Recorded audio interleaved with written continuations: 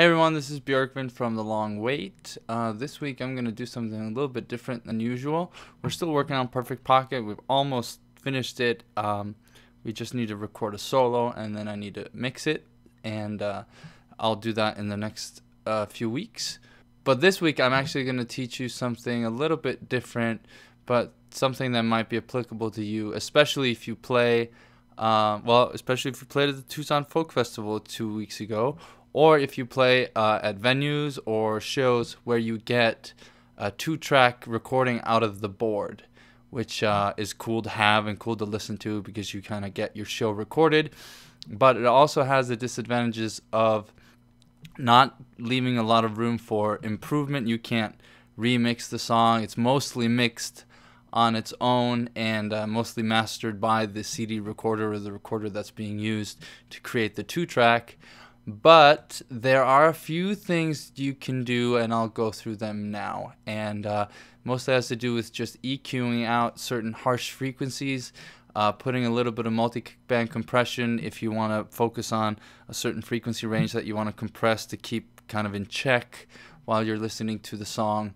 And then I'm actually adding another track here that is the audio from the video camera itself, but I'm using it, in this case, I'm using it as a reverb or as an audience mic of sorts, just to give it a little extra space in the mix. I have done this sort of stuff before, where I didn't use the camera audio, but I just created fake reverb when I thought that the song needed a little more space in the mix, and I'll show you how to do that too, in case you don't have two separate audio sources.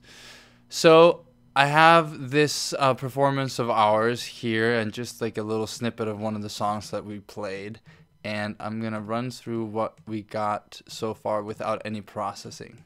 So this is the audio that we got out of the board.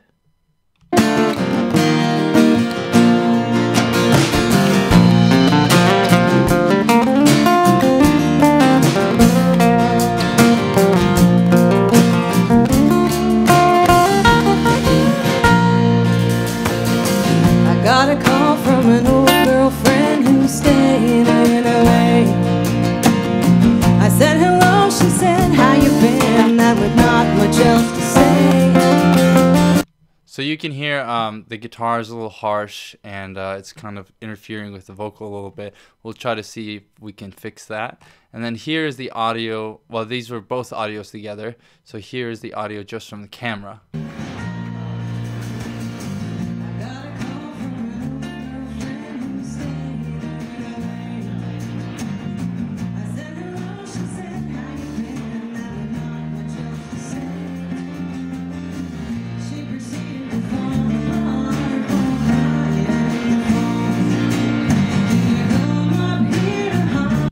So in this case, we have a super muddy sound on this. There's a lot of low mids and lows that are just kind of cluttering up the whole thing. But let's focus on this to begin with. So what I heard mostly here was I wanted to add some extra oomph to the lows to just get that bass a little bit out. And then there was a bunch of harsh frequencies that I EQ'd out, and then I actually have two EQs here. One is after the compression that's just attacking the more or less the solo sound and the string sound of the lead guitar, just to kind of dampen it into a mix to make it sit a little bit better without really affecting the vocals that much. So what I got now is, let's focus on this. So I'll activate this and you can hear the difference. I got a call from an old girlfriend who's staying in LA. I said hello, she said how you been, that with not much else to say. She proceeded to fall apart while crying in the phone. Can you come up here to Hollywood, pick me up and bring me home? Hollywood, yeah. So I think it needs just a slight more boost here for the vocal. But this is the frequency I'm trying to reduce in the guitars, and I can let you hear that real quick here. I got a call from an old girlfriend who's staying in. Said how you been, that with not much else to say. She proceeded to fall apart.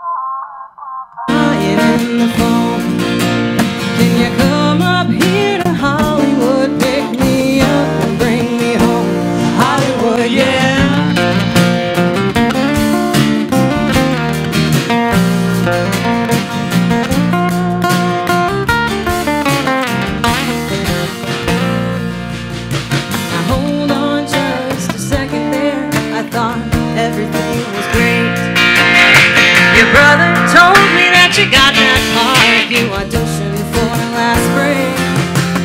Or were you just putting all of us on from there in the land of fame? So my main effort is to try to reduce that jangly guitar sound. And one of the ways I can do that too is with multiband compression to make the area above 5K compress more than the intelligibility area of the vocal, which is between maybe like 900 to 3K or so. So what I do then is I've just put on a preset and then I just cranked down the threshold and made the attack pretty fast just to catch those acoustic guitar strum jangles so that they're reduced first. So let's hear that. I got a call from an old girlfriend who's staying in LA. I got a call from an old girlfriend who's staying in LA. I said hello, she said how you been, that with not much else to say. She proceeded to fall apart while crying in the phone. Can you come up here to Hollywood to pick me up and bring me home? Hollywood, yeah.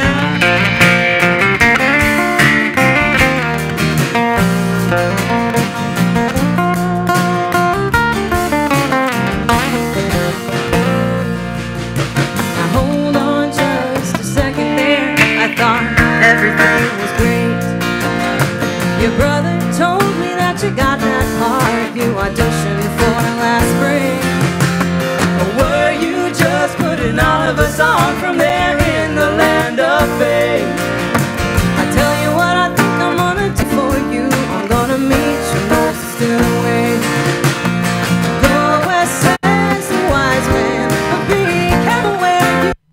So I think that's a little tighter. That sounds a little more glued together. Although this is probably pretty compressed already through the boards, and I think it's through a radio compressor as well. I don't want to compress too much, but it is acting sort of as a glue instead. And then I put another EQ here on. I think this was just to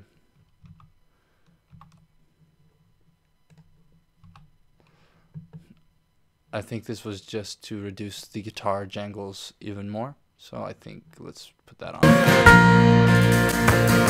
I got a call from an old girlfriend who's staying in LA. I said hello, she said how you been, that with not much else to say. She proceeded to fall apart while crying in the phone. Can you come up here to Hollywood, pick me up and bring me home? Hollywood, yeah.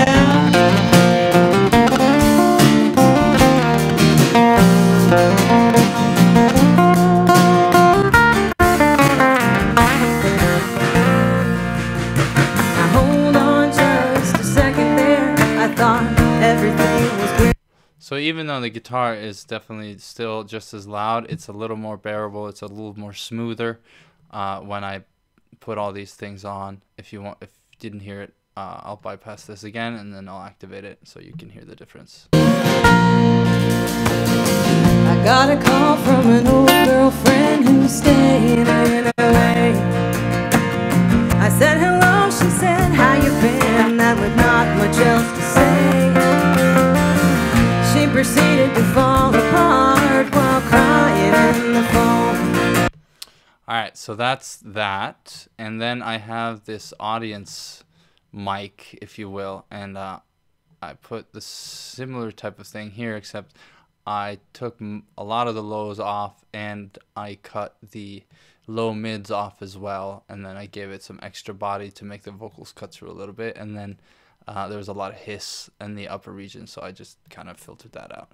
So this is very non-traditional ways of mixing and or mastering. This is kind of like a quick and dirty way to make something that you can't fix just a little bit better. And so let's hear that just in solo.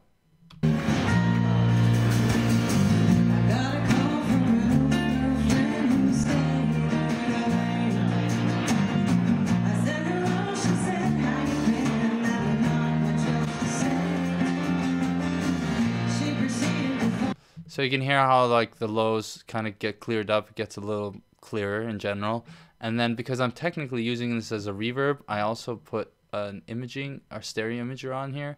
And I'm just going to blend all this stuff underneath the other track until I think it sounds good and until I think it sounds just the right amount of additional space in the mix, because there are obviously some effects on the 2-track here as well. There probably is some reverb on some stuff, so I'm just adding this as just a touch of realness to it, so it kind of sounds like a cross between, you know, a recording out of a board plus getting the feeling that you were there.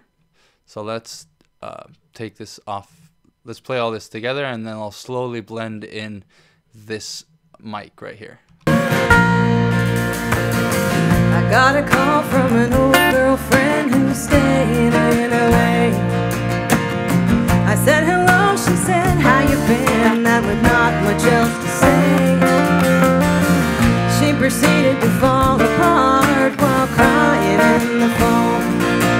Can you come up here to Hollywood, pick me up and bring me home? Hollywood, yeah.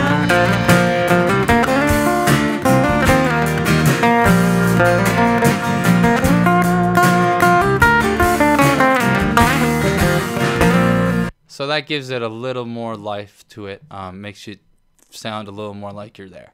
But if you don't have this mic and have a very dry recording, you might need to resort to faking it, which is basically doing the same thing as you were to put a reverb on. So you would take this track and you would bus it to an auxiliary bus and you would put a reverb on there. So I have done a quick job just to show you how that works.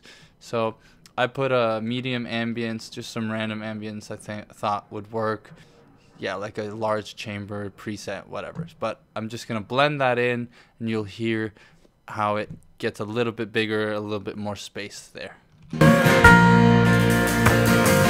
got a call from an old girlfriend who's staying in LA. I said hello, she said how you been, that with not much else to say.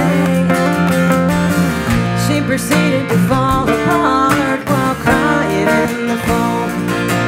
Can you come up here to Hollywood, pick me up and bring me home? So you have to be careful not to overdo it, because it'll sound terrible if you put the reverb at the same level as the other track. But that basically makes it sound a little bit better, a little bit smoother, not as much harshness from the highs and the guitars, while still making the guitar and the vocal cut through. Another thing I would possibly do, let's just try it real quick, is I would put like a tape saturation on it. Might make it a little bit warmer, so let's try that. I got a call from an old girlfriend who's staying in LA. I said hello, she said how you been, that with not much else to say. She proceeded to fall apart while crying in the phone. Can you come up here to Hollywood, pick me up and bring me home? Hollywood, yeah.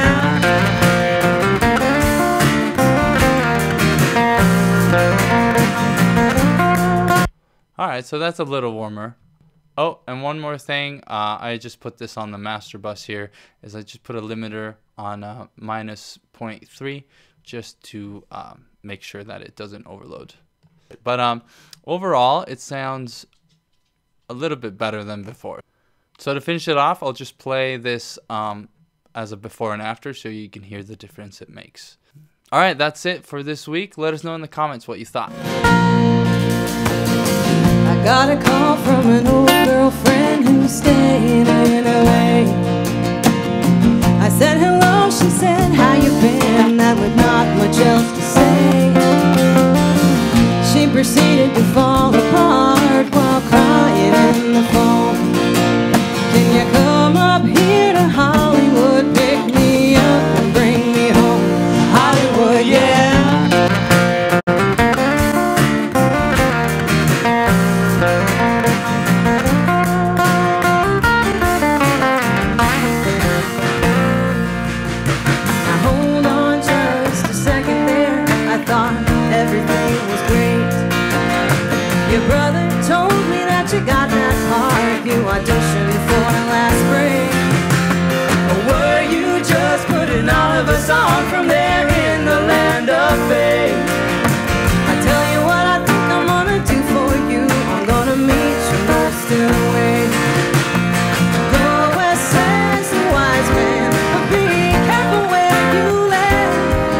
'cause the devil's gonna catch you if he can. I'm gonna wait here on the mountain and maybe settle down for good, 'cause Big Bear City's the closest I ever wanna get to home.